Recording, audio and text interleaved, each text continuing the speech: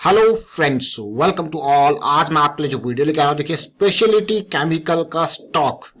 जब भी बात आती है स्पेशलिटी केमिकल के सेक्टर की, तो आपका मन हमेशा करेगा स्टॉक देखते ही खरीदने का, क्योंकि ये जो सेक्टर है ना, यहां से निकलते हैं मल्टी बैगर स्टॉक्स। आप किसी भी स्टॉक को उठा के देख लीजिए, या तो उसने पास्ट में जबरदस्त रिटर्न दिए होंगे, प्रॉफिट बुकिंग की वजह से थोड़ा सा करेक्शन हुआ होगा, आपको मिलेगा जबरदस्त मौका। चलिए देखते ही खरीद लोगे शेयर को, जरा देखते हैं कैसे, और कमेंट के थ्रू जरूर बताना देखने के बाद कि कैसा लगा आपको ये शेयर।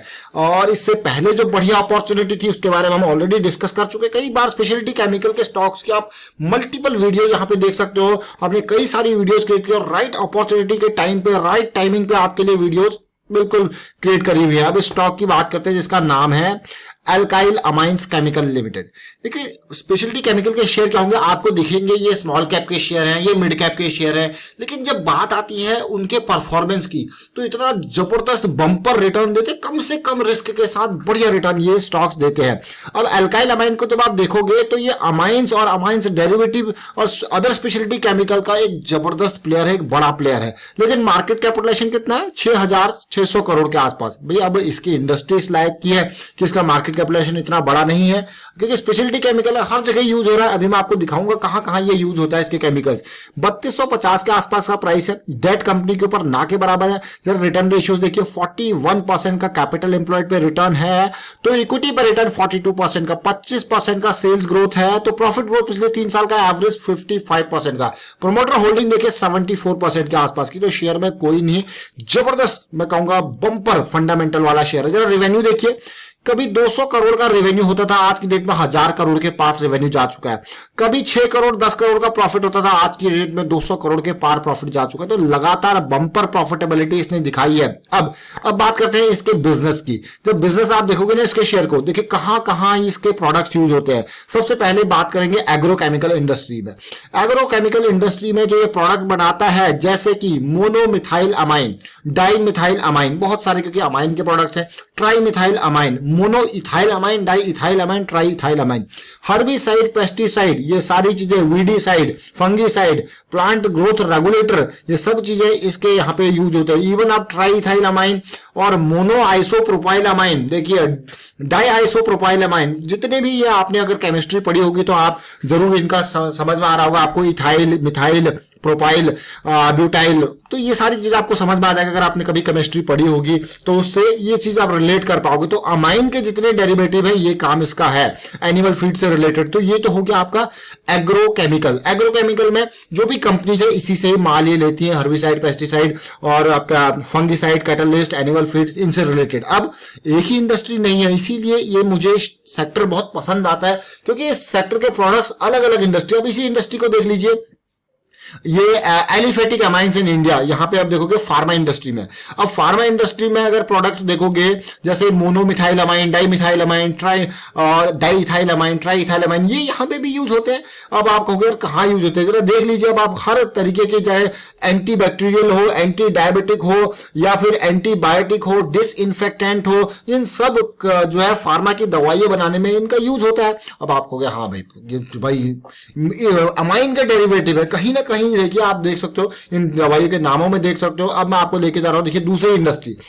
जब बात आती है यहाँ पे, लार्जेस्ट मैन्युफैक्चरर है अल्फेटिक अमाइन इन इंडिया का, और इसके रबर केमिकल में देखिए, रबर केमिकल के में भी आपका यूज होता है, चाहे मोनो इथाइल अमाइन हो, डाई इथाइल अमाइन हो, उसके अलावा मोनो आइसोप्रोपाइल अमाइन हो। देखिए कहाँ यूज हो, कहीं नहीं यूज हो रहा है। और यही नहीं, अब आप देखिए अगली इंडस्ट्री में आपको दिखाऊंगा यहाँ पे, जो कि है डाई स्टफ। जो डाई स्टफ है उसमें देखिए ये सारी चीजें यूज होती हैं, सॉल्वेंट डाइज में, ब्लू सॉल्वेंट डाइज में, पिगमेंट्स में, ये सारे प्रोडक्ट्स इसके यूज होता है। यही नहीं, आगे अगला देखिए आप, अगली इंडस्ट्री जो हमारे पास आती है water treatment chemical. Water treatment chemical आते हैं तो वहां पे भी ये प्रोडक्ट बहुत ज्यादा तरीके से यूज होते हैं। अब आपको क्या है, ये तो भाई ऑलराउंडर है शेयर। देखिए ऑलराउंडर, स्पेशलिटी केमिकल की जब भी बात आती है ऑलराउंडर शेयर ये निकल के आते हैं। अब एक चौंकाने वाली बात मैं आपको दिखाता हूं, प्रोमोटर की हिस्सेदारी फिक्स है 74.2%, लेकिन मैं देख पा रहा हूं यहाँ पे म्यूचुअल फंड वालों ने जून 2019 के बाद इस स्टॉक में लगातार खरीदारी स्टार्ट कर दी है। देख लीजिए आप 0.3% और अभी 2.3% तक, जहां पहले ना के बराबर की होल्डिंग थी, अब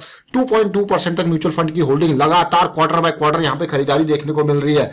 और अब आपको बेच कौन रहा है, देखिए एफआईआई ने थोड़ा बहुत माल बेचा है तो म्यूचुअल फंड वालों ने खरीदना स्टार्ट कर दिया। अब मैं जरा इसकी डिटेल्स पे आपको लेके जाऊंगा, यानी कि शेयर होल्डिंग पैटर्न जैसे इंस्टीट्यूशनल का म्यूचुअल फंड का डेटा को देखेंगे, समझने की कोशिश करेंगे कैसा है। ये देख सकते हो आप 5 लाख शेयर हो चुके हैं, जो कि पहले कितने यहां पे देखिए बहुत ही ना के बराबर 1% से भी कम हुआ करते थे, और आज की डेट में 5 लाख शेयर जो है म्यूचुअल फंड वालों के पास है। अब पब्लिक की होल्डिंग देखिए, मात्र 23,000 के आसपास लोग हैं जिनके पास 16% की होल्डिंग है, और 34 लाख शेयर्स इनके पास है। अब आपको यार पब्लिक की जबरदस्त होल्डिंग है। अब आने वाला जो चीज है ना वो ध्यान से देखिए, टेक्निकल एनालिसिस बहुत ही जबरदस्त है। यहां पे अगर आप सीखना चाहते हो तो इन सब के अलावा, क्योंकि ये फंडामेंटल जो होते हैं ना वो आप देखोगे यार बहुत ही अच्छे हैं, लेकिन जब एंट्री और एग्जिट और स्टॉप लॉस की बात आती है, प्रॉफिट बुकिंग की बात आती है, तब आपके लिए सबसे मददगार होता है टेक्निकल एनालिसिस। कभी भी स्टॉक मार्केट में इन्वेस्ट करते हो तो ये पार्ट आपको कभी मिस नहीं करना। ये सबसे बढ़िया सबसे अच्छी चीज है। ये मंथली चार्ट है, इसका मंथली चार्ट से मैं हमेशा स्टार्टिंग करता हूं, और मंथली चार्ट में आप इसको ध्यान से देखिए और किस तरीके से पहले बेस का ये ब्रेकआउट हुआ था।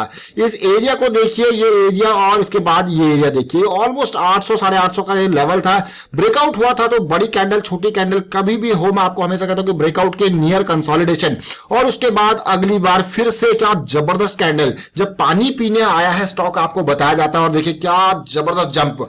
अब मार्च के महीने में गिरावट जरूर आई थी, लेकिन उसके बाद का महीना आपके लिए और भी इंपॉर्टेंट हो गया था। आपने देखा कि म्यूचुअल फंड वाले तो इसको लगातार खरीदारी कर ही रहे हैं। और जरा इस बड़ी कैंडल को देखिए जो अप्रैल के मंथ में बनी थी, लेकिन अप्रैल के मंथ की अकेली कैंडल आपके लिए इनफ नहीं है। लेकिन जैसे आप ये मई के मंथ की कैंडल देखोगे, बड़ी कैंडल छोटी कैंडल, और इस करेक्शन का रिजोल्यूशन, और 2000 के लेवल से स्टॉक ने 3600 के लेवल तक का सफर तय किया। अब आप कहोगे यार 1000 से 2000 ऑलरेडी डबल हो चुका है, लेकिन हमारा यहां पे थोड़ा सा मैं कहूंगा जनरल पब्लिक से डिफरेंट ओपिनियन होता है स्टॉक मार्केट के बारे में। हमारा यह मानना होता है कि कम से कम रिस्क के साथ अगर इन्वेस्ट किया जाए एक रिटेल निवेशक के तौर पे तो बढ़िया रिटर्न आपको मिल सकता है, लेकिन रिस्क आपका ज्यादा नहीं होना चाहिए। अगर आपका रिस्क ज्यादा है तो उस चीज को आप अवॉइड करो, उससे दूर रहो। अब इस पर्टिकुलर फ्रेम को देखेंगे और करंट सिचुएशन में क्यों स्टॉक में, क्योंकि बड़ी कैंडल के बाद छोटी कैंडल बनती हुई आई है, और ऐसा लग रहा है कि करेक्शन कभी भी रिजॉल्व होके भाग सकता है। ऑल्दो आपको लग रहा होगा ये ऑल टाइम हाई पे है, लेकिन आप जब इस स्टॉक को इस टाइम फ्रेम पे देखोगे तब भी ये ऑल टाइम हाई के पास ही था। ये देखिए वीकली पर जब देखोगे, जब हम कह रहे थे बड़ी कैंडल छोटी कैंडल की फॉर्मेशन। और सबसे अच्छी बात यह है कि इस लेवल पे जो फरवरी का हाई था 1800 का ये लेवल था, उस टाइम पे भी आपके लिए वीडियो इसका क्रिएट किया था। और उसके बाद देखिए ये तेजी आई थी, और ये फ्लैट 3 से 4 वीक की करेक्शन आपको देखने को मिली थी। इसको कहते हैं ब्रेकआउट के बाद का पुल बैक। और ये पुल बैक की सिचुएशन देखिए, जैसे ये करेक्शन रिजॉल्व हुआ 1800 समथिंग के बाद आपका एंट्री का मौका with stop loss of 1600 something. देखिए कितना कम रिस्क आपके पास है, कितना इंपॉर्टेंट ये है। अप्रैल के मंथ की तेजी के बाद मई के मंथ की करेक्शन में आपने इसको पकड़ा, और उसके बाद शेयर ने बिल्कुल आपको रिटर्न दिया, माला माल किया। देखिए फिर से एक छोटी करेक्शन, उसके बाद फिर ये एक और बढ़िया करेक्शन आई थी 2400 के लेवल पे। लेकिन अब अगर ध्यान दीजिए, इतनी बड़ी रैली के बाद 2200 की रैली के बाद हमने स्टॉक के अलग अलग टाइम पे आपको वीडियोज बना के बताए हैं जब जब इसमें मौके मिले थे। 2200 की रैली के बाद, यानी कि 4 वीक की रैली थी, हमको करेक्शन की। कभी भी कोई स्टॉक जब तेज भागता है ना तो याद रखें, just wait for the correction. अगर आप उस बड़े टाइम फ्रेम को ट्रेड करना चाहते हो तो wait for the correction, otherwise छोटे टाइम फ्रेम पे जाइए और समझिए कि क्या कुछ चल रहा है, उसके हिसाब से उसमें इन्वेस्टमेंट का मौका अपॉर्चुनिटी ढूंढ सकते हो। अब ये देखिए यहां से 3600 के लेवल से इसमें करेक्शन आया, और करेक्शन आप देखिए 2800 2900 के लेवल पे आपके पास आया। लेकिन ये करेक्शन कभी भी रिजॉल्व हो सकता है, और आप देख रहे हो कि यहां पे जैसे जैसे प्राइस डाउन जाता है तो बाइंग अपॉर्चुनिटी, बायर्स एक्टिव हो जाते हैं शेयर में। लेकिन अभी मैं कहूंगा ये करेक्शन 3400 का लेवल आपके लिए बहुत ही इंपॉर्टेंट है, और ये स्टॉक फिर अगली रैली के लिए तैयार हो जाएगा जो इसमें करेक्शन चल रही है। क्योंकि म्यूचुअल फंड वाले तो लगातार खरीदारी कर ही रहे हैं, और साथ के साथ आरएसआई तो बहुत ही पॉजिटिव बुल जोन में ऑलरेडी है। अब डेली टाइम फ्रेम पे समझते हैं इस करेक्शन को, जो करेक्शन इन प्रोग्रेस है उसको डेली टाइम फ्रेम पे जब आप देखोगे आप कहोगे हाँ क्यों हम 3600 के लेवल 3400 के लेवल को आपको कह रहे हैं कि बढ़िया ये अपॉर्चुनिटी है, क्योंकि स्टॉक देखिए डाउन जरूर गया था 50 के नीचे, लेकिन जाते ही यहाँ पे खूब खरीदारी हुई। फिलहाल ये कंसोलिडेट कर रहा है और मुझे लगता है कि 3400 नहीं बल्कि ये लेवल क्रॉस होती है आपके लिए। फिलहाल 20 EMA के नियर कंसोलिडेट कर रहा है जो कि एक पॉजिटिव आउटलुक है, बट ये लेवल क्रॉस होना इंपॉर्टेंट है। तो आपके पास stop loss, improvise stop loss आपके पास मिल जाएगा 3200 से थोड़ा सा नीचे ये रेंज, और साथ के साथ अगर आप डीप स्टॉप लॉसेस जा रहे हो तो आपके पास 2200 के रेंज का स्टॉप लॉस। जरा देखिए यहाँ पे हमने आपका मिनिमम इंप्रोवाइज स्टॉप लॉस देखिए कितना कम रिस्क आपके पास है और फिर ये जंप करेगा। फिलहाल मुझे लगता है कि ये जो लेवल 3300 के आसपास का है उसके बाद नेक्स्ट लेवल 3400 के जो है ये इंपॉर्टेंट है क्रॉस होने। और जो करेक्शन को आप देख रहे हो कि जो करेक्शन आज से नहीं बल्कि ये अगस्त के मंथ से ये करेक्शन चल रही है, इन प्रोग्रेस है, वो करेक्शन का रेजोल्यूशन आप और डिटेल में देखना चाहते हो तो RSI पे भी इसका रेजोल्यूशन होना इंपॉर्टेंट। डेली टाइम फ्रेम पे देखिए RSI लोअर हाई लोअर लो की सीरीज चली है और फर्स्ट टाइम ऐसा लग रहा है कि हाँ अब पॉजिटिविटी यहाँ पे आ सकती है, और साथ के साथ अगर ये लेवल्स पार होते हैं तो RSI का ये लेवल दोबारा यहाँ पे पार हो जाएगा, जो कि एक बिग पॉजिटिव थिंग होगा इस पूरे स्टॉक के बारे में। चलिए फिलहाल वाइंड अप करता हूँ वीडियो को। इस तरीके से टेक्निकल एनालिसिस अगर आपको सीखनी है तो आप मेंबरशिप ज्वाइन कर सकते हो, ज्वाइन बटन पर क्लिक करके, और वीडियो को शेयर कीजिए, लाइक कीजिए। स्पेशलिटी केमिकल के शेयर अक्सर आपको बढ़िया रिटर्न दिया करते हैं। Thank you for watching the video.